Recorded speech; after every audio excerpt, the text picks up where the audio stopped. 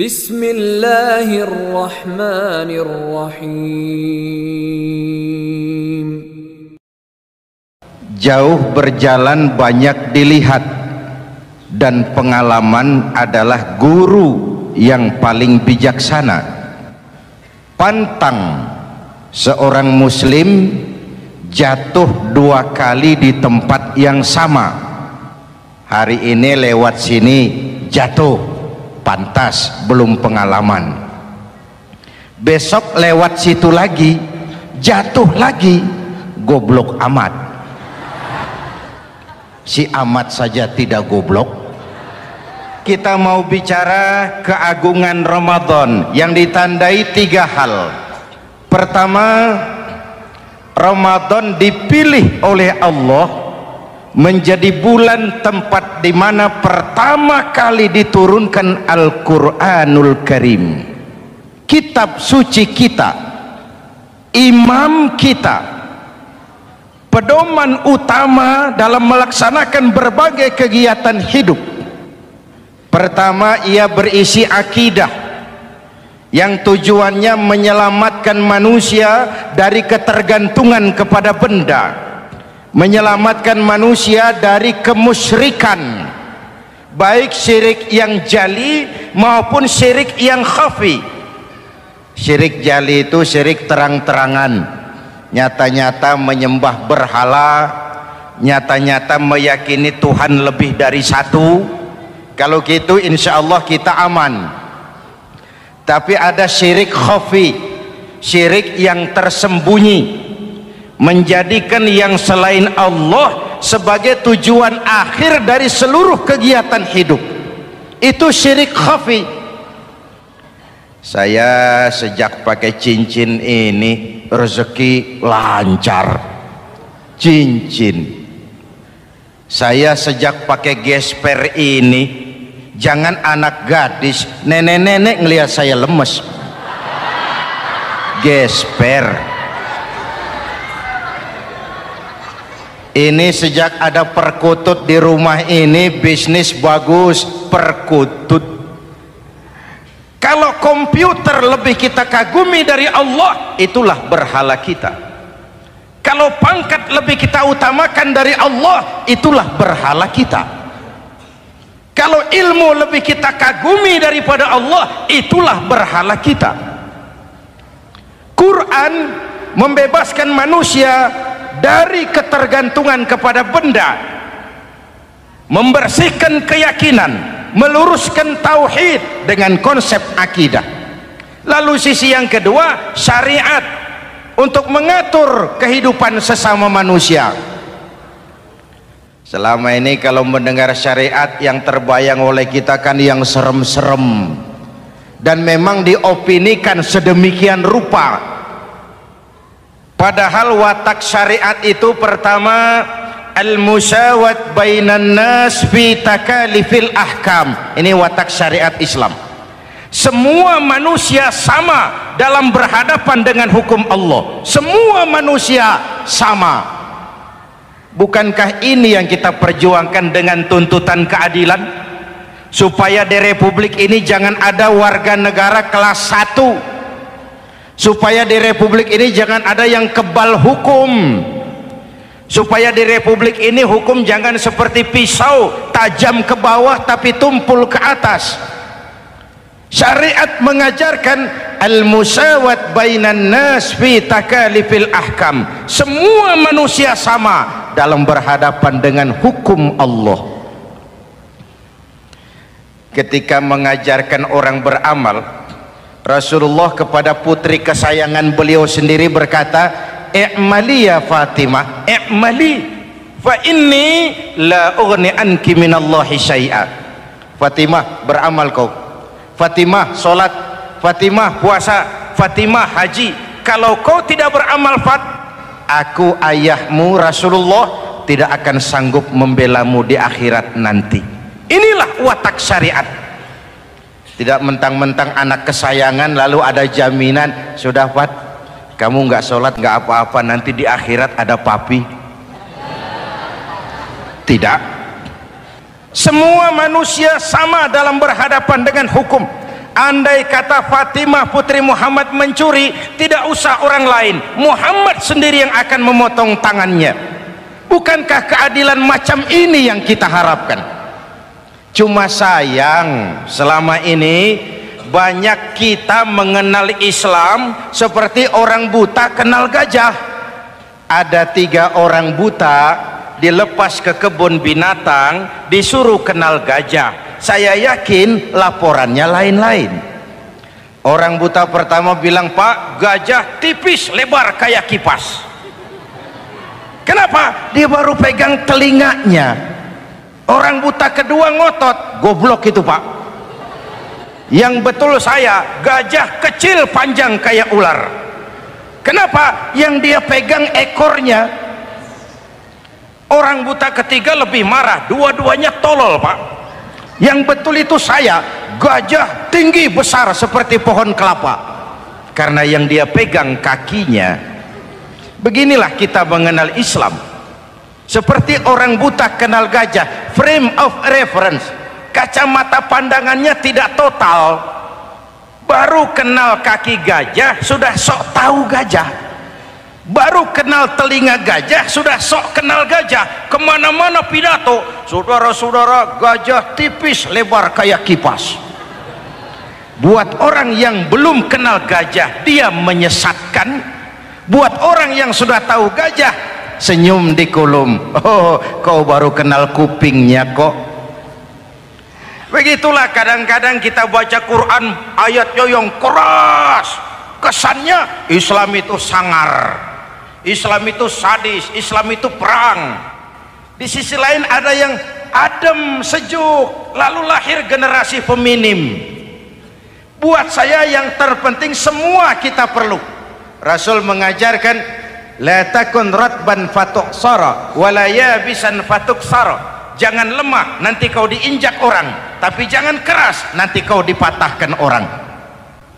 Hadirin yang saya hormati, lalu syariat juga punya at-tadrij fit tasri, tahapan dalam melaksanakan syariat.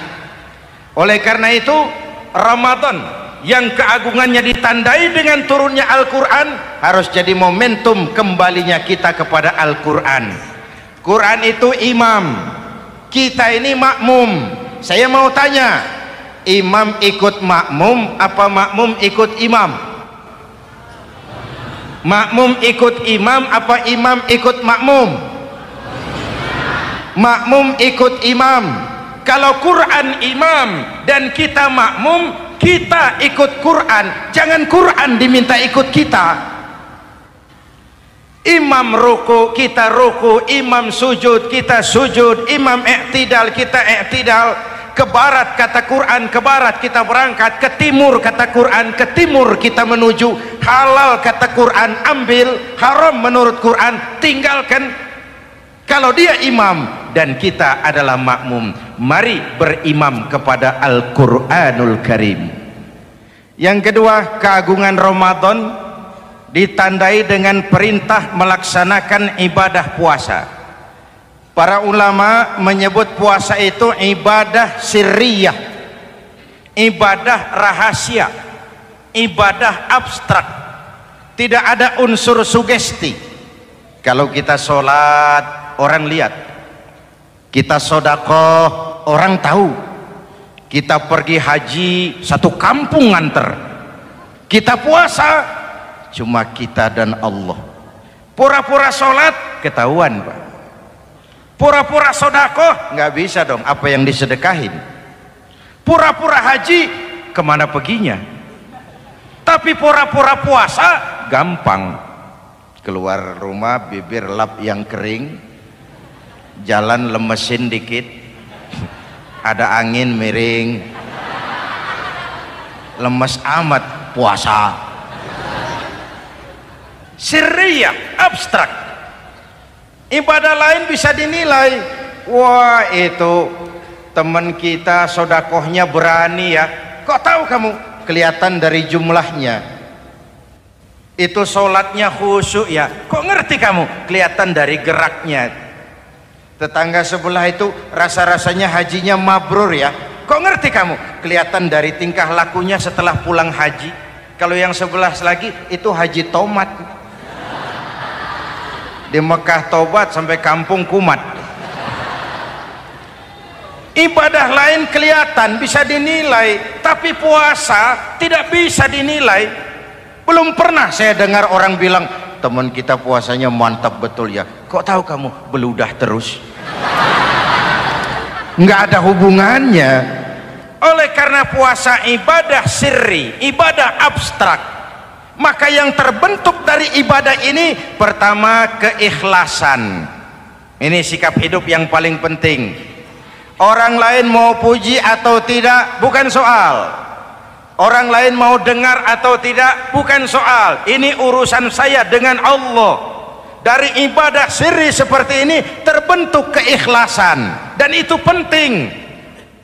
Penyakit yang namanya stres lalu menjadi stroke itu umumnya karena orang kehilangan keikhlasan. Tetangga sebelahnya beli TV, dia demam, panas dingin. Temennya naik jabatan, dia masuk rumah sakit. Temannya beli rumah, dia mati. Disiksa oleh perasaannya sendiri.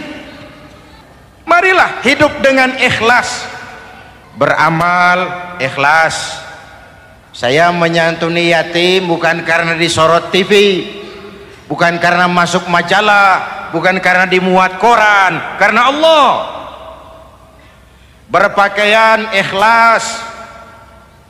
Saya berpakaian ini karena perintah Allah menutup aurat, bukan karena tuntutan Ramadan. Kalau cuma tuntutan Ramadan, Ramadan saja bagus busana muslim.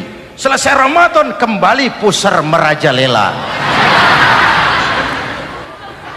Menerima jabatan ikhlas, ini amanah dari Allah. Jabatan adalah alat untuk mengabdi, bukan cuma alat yang melahirkan kekuasaan dan fasilitas. Kalau kekuasaan dianggap sebagai fasilitas dan kekuasaan, maka yang lahir tentu akhirnya maling-maling baru, yang lahir rampok-rampok baru, yang dikuras ya harta negara.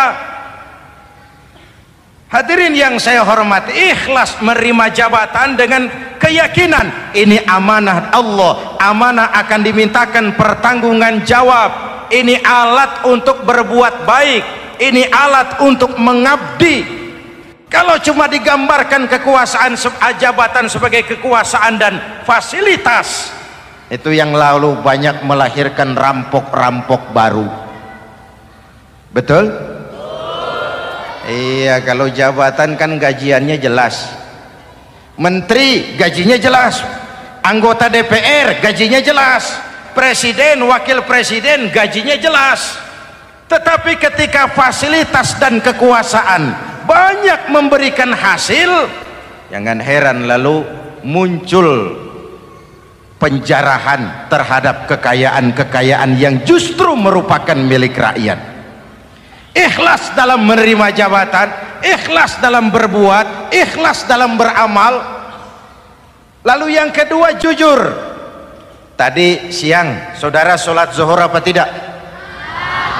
Sholat. Yang sholat? Ya enggak, ya enggak. Sebelum sholat zuhur kan saudara berwudu. Waktu berwudu kan saudara berkemur, memasukkan air ke mulut. Umpama waktu berkemur saudara korupsi, dikit saja airnya saudara minum, jangankan hansip, jangankan satpam, jangankan polisi, teman sebelah pun tidak tahu kalau waktu berkemur kita korupsi. Kenapa kita tidak mau melakukan itu? Ada rasa malu kepada Allah. Alangkah positifnya kalau ini diterjemahkan dalam kehidupan. Sekarang kan kita berpikirnya Allah ditekan. Kamu korupsi ya? Iya, Tuhan kan tahu. Biarin, Tuhan mah tahu, nggak ribut. Nggak ribut katanya. Tapi kalau orang, 3 orang saja tahu, geger kantor. Bayangin, Tuhan aja ditekan, Tuhan diintimidasi, apalagi orang lain. lahir etika otonom, daya kontrol yang paling ampuh yang muncul dari dalam jiwa kita sendiri, keikhlasan yang dibentuk oleh pelaksanaan ibadah puasa, kejujuran yang dibentuk oleh pelaksanaan ibadah puasa, lalu kesabaran. Kata Nabi, as-siyamu junnatun, puasa itu benteng, dinding. Fa idza kana yaumus siyami ahadikum, kalau salah seorang kamu tengah berpuasa, fala yarfus, jangan berkata kotor, wala yafsuk, jangan berkata keji, wa in sabahu ahadun au qatalahu falyaqul inni shaim, inni shaim. Kalau ada orang mencaci maki dia, bahkan mengajak dia berkelahi yang menurut ukuran dia mesti menang, tapi karena puasa, maaf, saya bukan gak berani sama kamu, saya sedang puasa. Kalau mau berkelahi juga ntar aja habis buka, segeran dikit berantemnya. Inni shaim, maaf saya sedang berpuasa. Itu merupakan benteng. Orang itu kan kalau lagi puasa kondisi lapar, haus, temperamen kan tinggi, sedikit tersinggung temperatur naik, sama marah gampang. Kalau waktu begitu dia bisa sabar, ketika kenyang sudah nggak ada masalah. Sabar baik dalam taat kepada Allah, sabar dalam melaksanakan perintahnya, sabar dalam meninggalkan larangannya, dan sabar di dalam menghadapi musibah, kesulitan-kesulitan dalam kehidupan kita. Hadirin, kalau ibadah berpuasa kita baik, kita yang malam ini pasti bukan kita 20 hari yang lalu. Kita yang malam ini, kita yang sudah ditempa oleh penggojologan Ramadan, ditempa oleh kawah candra di mukanya Ramadan, sehingga membias dalam pembentukan pribadi. Setiap ibadah yang dikerjakan dengan benar pasti punya dampak positif dalam meluruskan moral orang yang melaksanakan ibadah itu sendiri. Jangan sampai terjebak kepada rutinitas ritual. Akhirnya seperti yang sering saya ungkapkan, sholat rajin, maksiat tekun, baca Quran mau, fitnah orang hobi, sedekah ya sedekah tapi nyolongnya lebih gede dari sedekahnya. Sedekahnya cuma untuk ngumpetin korupsinya. Akhirnya jadi lipstik, akhirnya jadi dekorasi. Setiap ibadah yang dikerjakan dengan benar punya dampak positif dalam meluruskan moral dan memperbaiki akhlak orang yang melaksanakan ibadah itu sendiri. Begitulah Ramadan, ada pelaksanaan ibadah puasa. Dan untuk puasa Nabi bersabda, lis-shaimi farhatani, farhatun indal iftar wa farhatun inda liqa'i rabbih. Buat orang yang berpuasa ada dua kegembiraan yang tidak dimiliki oleh yang tidak melaksanakan puasa. Dua kegembiraan. Pertama, farhatun indal iftar, kegembiraan menjelang saat-saat berbuka. Hati itu besar, rasa optimisme, padahal bukanya cuma sama tempe, sama tahu, sama ikan asin. Tapi entah makin dekat maghrib hati makin berbunga, ada kebahagiaan yang tidak bisa diceritakan. Allahumma lakasumtu, ya Allah hari ini saya laksanakan perintahmu, saya lawan rasa nafsu, saya tempuh lapar, haus, saya tunaikan semua ini. Itu kegembiraan yang puasa. Yang kedua, wa farhatun inda liqa'i rabbih, kegembiraan kedua nanti di akhirat pada saat bertemu dengan Allah Subhanahu wa ta'ala. Masuk surga nikmat, bertemu Allah jauh lebih nikmat. Hadirin yang saya hormati, bahkan di surga ada sebuah pintu yang khusus disiapkan bagi orang-orang yang melaksanakan puasa.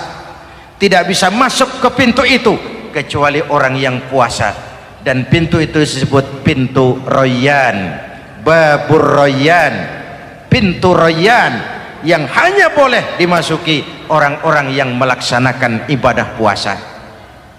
Hadirin, lalu yang berikutnya ibadah puasa ganjarannya abstrak. Kalau ibadah lain kita bisa lihat itu, sholat berjamaah pahalanya begini, haji kalau mabrur pahalanya begitu, sodakoh pahalanya begini. Puasa Allah cuma bilang asyamu li wa ana ajzibi, puasa untukku dan aku yang membalasnya. Berapa besar balasan Allah tidak diberitahu. Artinya apa? Kalau saudara kerja, mandor bilang, mas kau kerja sama saya, gajimu sebulan 5 juta, ketahuan sebulan 5 juta, kita kan bisa kong kaling kong, ada mandor rajin, tidak ada mandor kendor, pokoknya jatah 5 juta. Tapi kalau mandor cuma bilang, mas kau kerja sama aku, soal gajimu nanti aku yang atur, berapa besarnya nggak dikasih tahu. Aturan seperti ini harusnya membuat kita kerja lebih hati-hati. Sebab apa? Mungkin gaji kita sama saja 5 juta kalau kerja biasa-biasa, mungkin jauh lebih besar kalau pekerjaan memuaskan, mungkin tidak digaji sama sekali kalau pekerjaan sembarangan. Tidak dijelaskannya gambaran pahala puasa menjadi sugesti untuk melaksanakan ibadah puasa ini dengan sebaik-baiknya. Hadirin yang saya cintai, yang ketiga soal keagungan Ramadan ini. Di dalam bulan Ramadan ada satu malam yang bobotnya khairun min alfi syahrin, satu malam tapi lebih baik daripada 1000 bulan, yang kita kenal dengan malam Qadar atau Lailatul Qadar. Sementara itu adanya pada sepertiga yang akhir dari bulan Ramadan, terutama di malam-malam ganjil. Di negeri kita lihat terjadi pergeseran nilai. Awal-awal Ramadan minggu pertama pasar sepi, masjid ramai, full house, meledak. Betul? Padahal Rasul memberikan contoh, kalau sudah masuk sepertiga yang akhir Ramadan, beliau sing-singkan lengan baju, hamparkan sajadah, lebih banyak di masjid daripada di rumah. Itu baginda Rasul.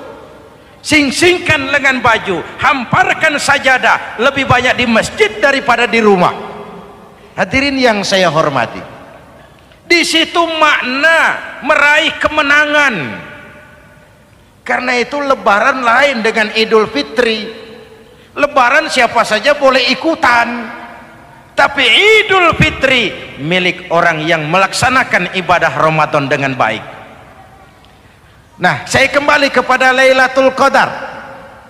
Semua kita, kecil atau besar, sengaja atau tidak, khilaf atau terpaksa, pasti punya yang namanya dosa.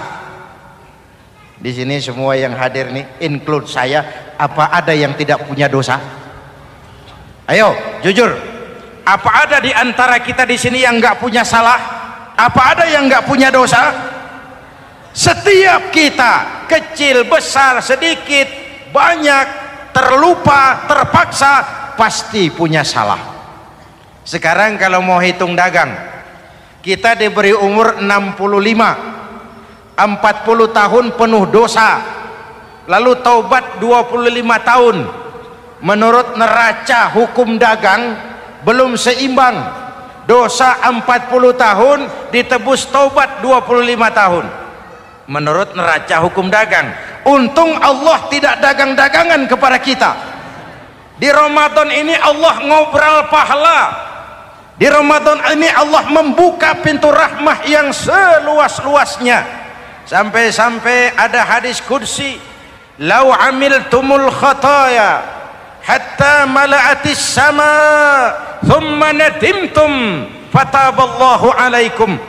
Kalaupun kamu berbuat dosa, penuh langit dengan dosamu, kemudian kamu menyesal dan bertaubat, Allah pasti akan menerima taubatmu. Hadirin yang saya hormati, inilah momentum Ramadan, saat dimana kita melakukan pemutihan diri. Masih ingat cerita dalam kitab Durratun Nasihin, Saya ulang lagi cerita ini untuk sugesti.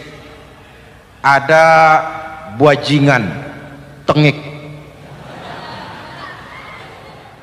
pernah membunuh 99 orang. Satu saat hidayah datang kepadanya, terniat ingin bertaubat. Dicarinya seorang ustadz, ketemu ustadz kepala ngajar. Ustadz, ya, apa? Saya mau taubat, diterima apa tidak taubat saya? Emangnya dosa kamu apa? Saya pernah membunuh 99 orang Ustadz. Ustadznya melotot. Wih, banyak amat. Nggak segampang itu nyawa hak prerogatif Allah. Cuma Allah yang berhak ngambil. Membunuh tanpa alasan yang benar dosa besar, dosamu kelewat banyak mas, nggak bisa. Dia ponis lebih dulu kayak surga milik bapak moyangnya. Ini preman kita pikir ini ustadz saya niat baik-baik kok ngomongnya nggak enak. Nah, daripada 99 tanggung, saya lempengin aja nih urusan dah. Dibabat lagi ustadz, tamat, selesai, pas, cepet. Niat taubatnya masih terus, dia mengembara sampai ketemu seorang ustadz yang bijak. Waalaikumsalam ustadz. Assalam. Ada apa? Ustadz saya mau taubat, diterima apa enggak sih? Oh, sebelum mentari terbit dari sebelah barat, sebelum nafasmu sampai di tenggorokan, Allah akan menerima taubatmu.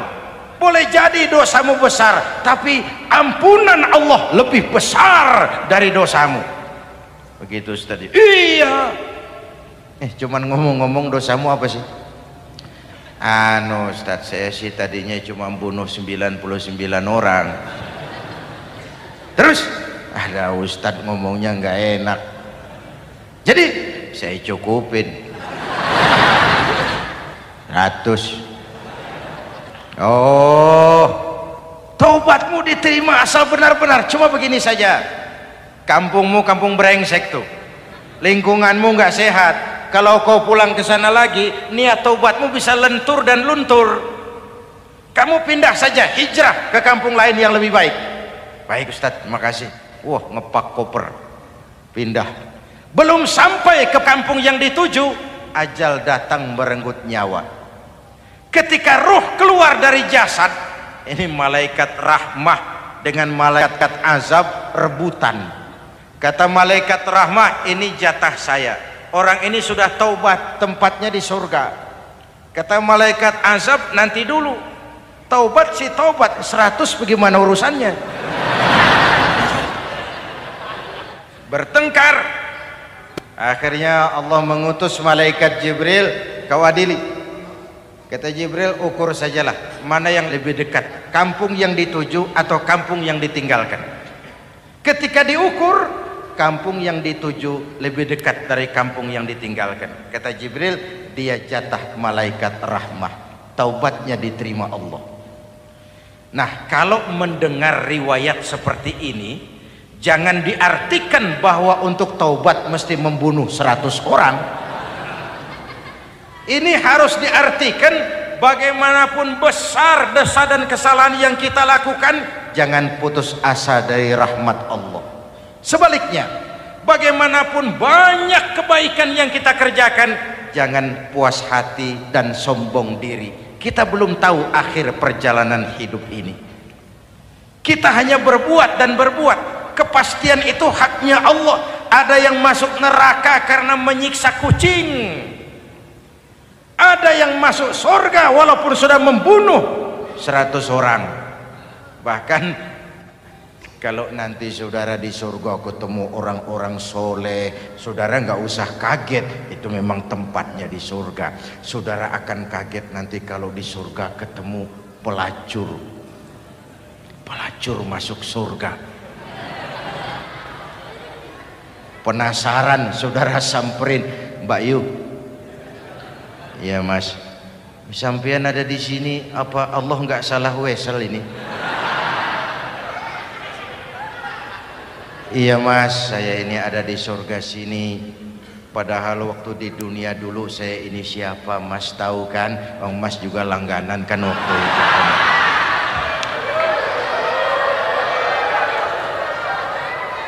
Tapi terus terang saja mas, waktu di dunia itu saya terpaksa betul.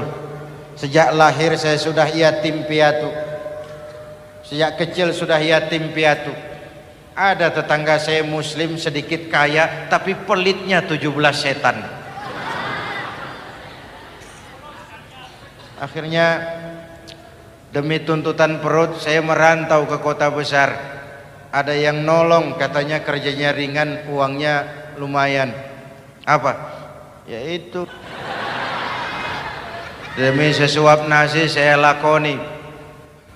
Satu malam saya lagi berangkat dagang, lewat masjid Baitul Ihsan, ada ceramah. Saya dengar dari jauh ustadznya pidato, katanya Allah berpesan, "Lau amiltumul khataya hatta mala'atis sama thumma nadimtum fataballahu alaikum." Kalaupun kamu berbuat dosa, penuh langit dengan dosamu, lalu kau menyesal dan bertaubat, Allah pasti akan menerima taubatmu. Mendengar hadis itu mas, berlinang air mata saya. Terbayang dosa-dosa yang pernah saya lakukan. Terbayang orang-orang yang pernah menanamkan modal asing.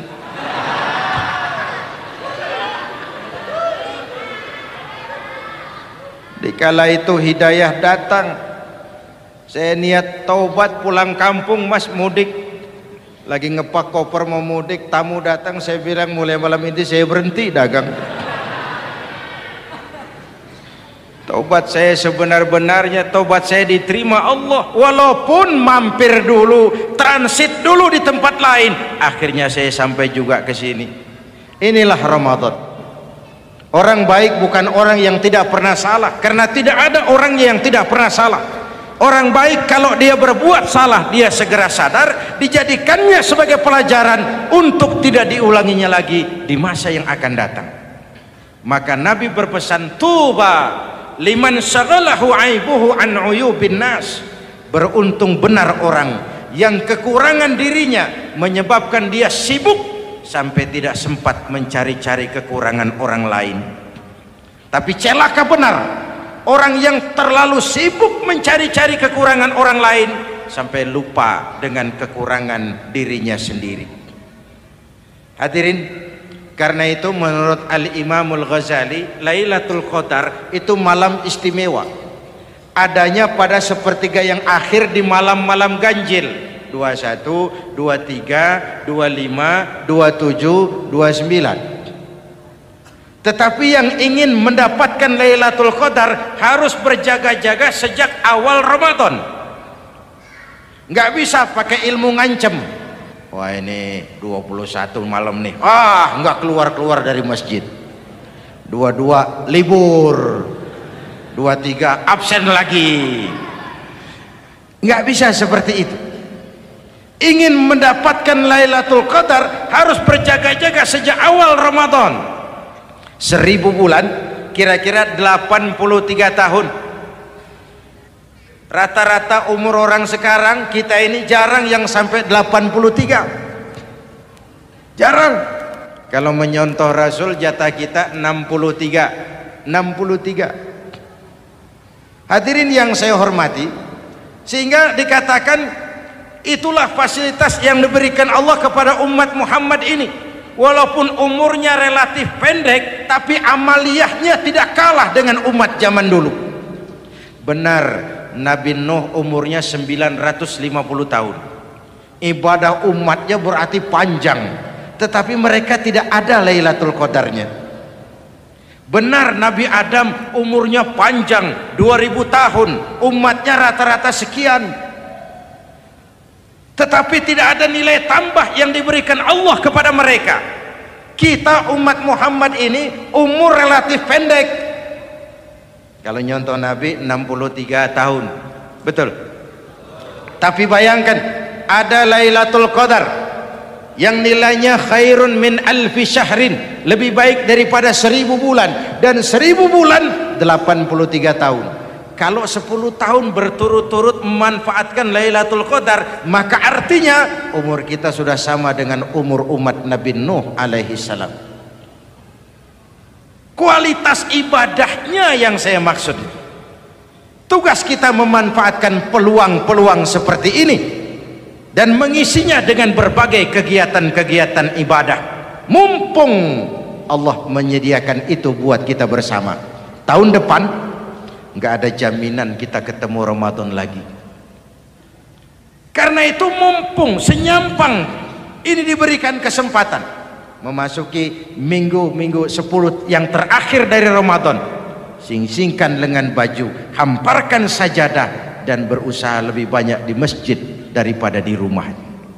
Hadirin yang saya hormati, dari pembicaraan singkat yang saya sampaikan, Ramadan menjadi agung oleh karena 3 hal. Pertama, ia dipilih menjadi bulan tempat di mana pertama kali diturunkan ayat-ayat suci Al-Quran. Karenanya Ramadan disebut juga sebagai Syahrul Quran, bulan Al-Quran. Karenanya Ramadan juga kita lebih intens memasuki kehidupan Al-Quran sebagai makmum dan kita sebagai imam. Jika Quran adalah imam dan kita adalah makmum, maka konsekuensinya makmum harus ikut imam, bukan imam yang ikut makmum. Yang kedua, keagungan Ramadan ditandai dengan pelaksanaan ibadah puasa. Setiap ibadah yang dikerjakan dengan benar pasti punya dampak dalam memperbaiki moral, meluruskan akhlak orang yang melaksanakan ibadah itu sendiri. Maka bulan suci Ramadan menjadilah kawah candra di muka, menjadi bulan training, bulan latihan. Saya sering ibaratkan, Mike Tyson masuk latihan, keluar latihan, tinjunya makin hebat. Hewitt masuk latihan, keluar latihan, tenisnya makin canggih. Zinedine Zidane masuk latihan, keluar latihan, sepak bolanya makin hebat. Kalau latihan tiap hari, main kalah terus, orang kan ngomong, buat apa latihan? Kita sebulan penuh latihan supaya bulan-bulan sesudah Ramadan nanti kita jangan sampai kalah dalam permainan hidup ini. Hidup ini kan permainan. Ada yang sekarang ini main sebagai pedagang, main sebagai pejabat, main sebagai pengusaha, main sebagai seniman. Hidup ini permainan. Wa mal hadhil hayatud dunya illa lahwun wa la'ib. Ini cuma permainan. Senarionya sudah ditetapkan oleh sang sutradara Allah Azza wa Jalla. Ini permainan saja. Maka bermainlah sesuai dengan aturan main. Karena hidup memang permainan. Tapi jangan main-main. Walaupun ini permainan, bermainlah dengan benar. Jangan main-main. Kalau main-main, kalah. Sepak bola permainan, main-main kalah. Bulu tangkis permainan, main-main kalah. Hidup ini permainan, main dengan benar, main sesuai dengan aturan main, main-main kalah. Hadirin yang saya hormati, karena itu 1 bulan untuk menghadapi 11 bulan sesudahnya. Yang ketiga, ditandai keagungan Ramadan dengan ada nuzulul Quran. Diberikan Allah kepada siapa saja yang dikehendakinya. Semoga ibadah yang sudah kita kerjakan kiranya diterima Allah. Yang masih akan kita kerjakan, diberikan kita kekuatan zahir dan batin untuk dapat melaksanakannya dengan sebaik-baiknya. Ala hadhihi niyyah wa ila hadratin nabi. Al-Fatihah.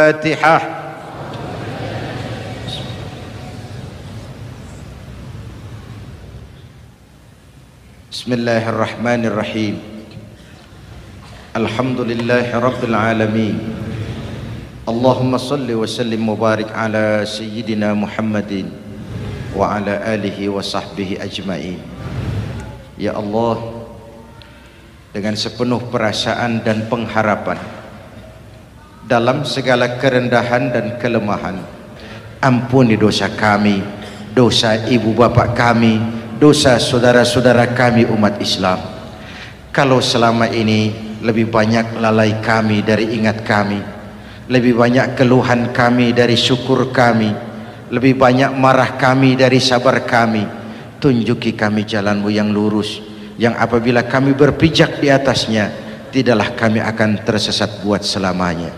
Ya Allah, karuniakan kepada kami rakyat dan bangsa Indonesia pemimpin-pemimpin yang takut kepadamu dan sayang kepada kami.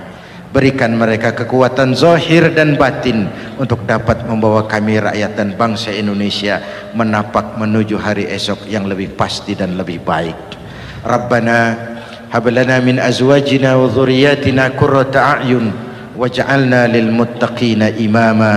Rabbana atina fid dunya hasanah wa fil akhirati hasanatan wa qina adzaban nar.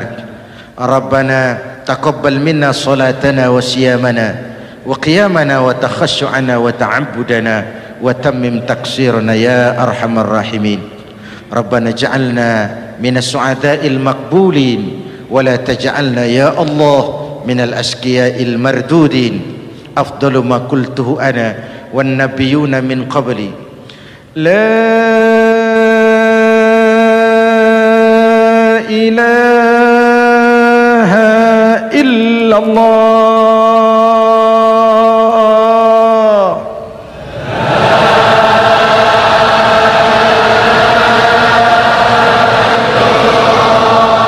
La ilaha illallah.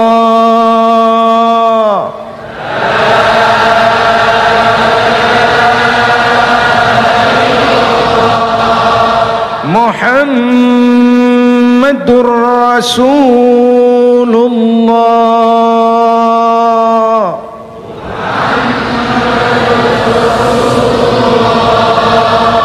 Sallallahu alaihi wa alihi wasallam. Kalimatu haqqin 'alaiha nahya wa 'alaiha namut wa 'alaiha wa biha nub'atsu insyaallah minal aminin minal aminin minal aminin rahmatika ya arhamar rahimin. Sallallahu ala sayyidina Muhammad wa ala alihi wa sahbihi ajma'in. Subhana rabbika rabbil izzati amma yasifun. Salamun alal mursalin walhamdulillahi rabbil alamin. Wassalamu alaikum warahmatullahi wabarakatuh.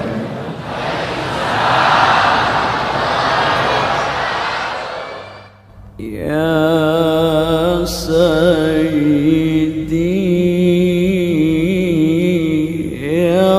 Rasulullah,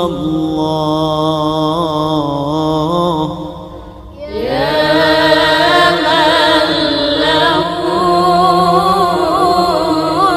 jamu indallah,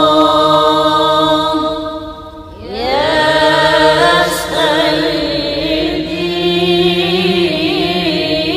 Ya Rasulullah, Ya man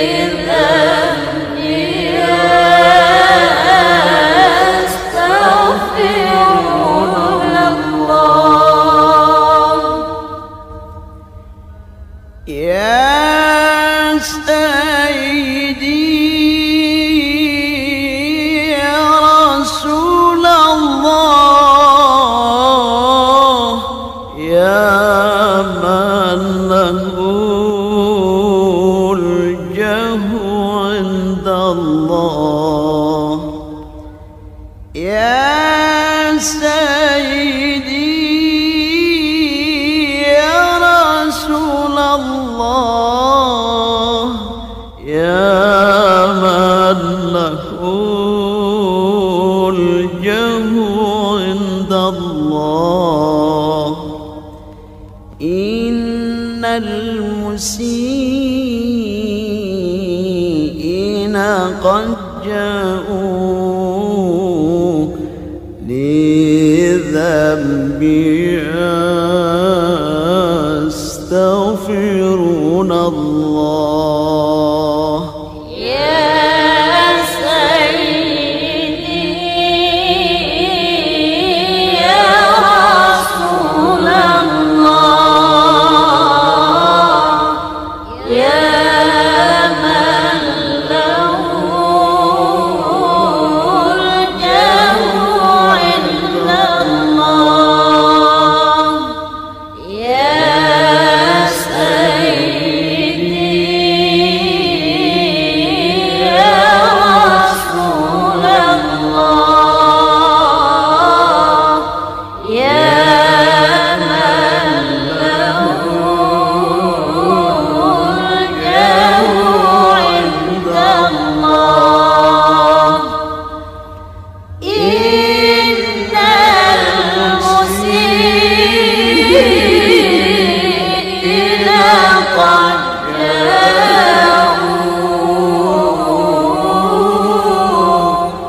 لذنبي